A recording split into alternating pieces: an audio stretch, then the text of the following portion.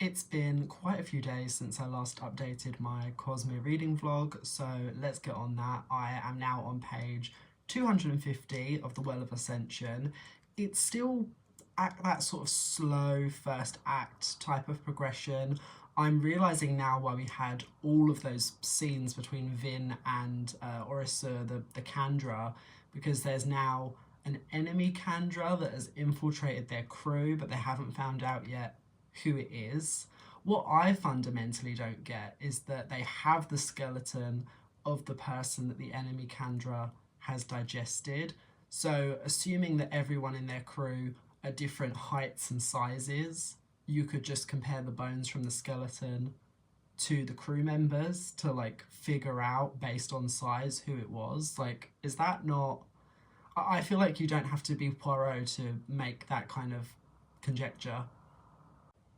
Anywho, Sazid, the Terraceman, continues to be my favourite character in this whole series. I'm really hoping that there is a future novel in the Cosmere somewhere that just focuses on a Terraceman's academic journey, because I find their entire like race of people really fascinating. Because now we also have Tindwyl, the like terrace woman who is giving Elend Venture all of this like training on how a king should act and dress and speak, and all of that is really entertaining. Like I enjoy fantasy books that have thought-provoking dialogue, and I think there's bucket loads of this, which always is good as well if you want to adapt the book series, because there's a lot of sentences and conversations here that could just be lifted from the book because they're very dramatic and memorable.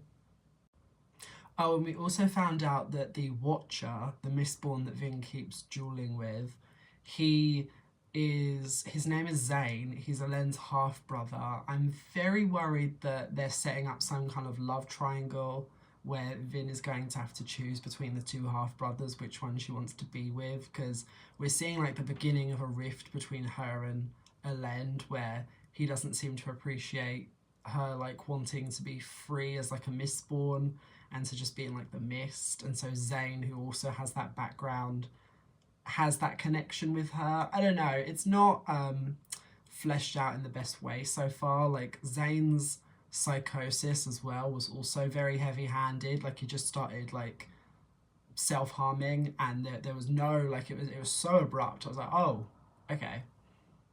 But that's all for now. I will try to update you more regularly with a day by day recap.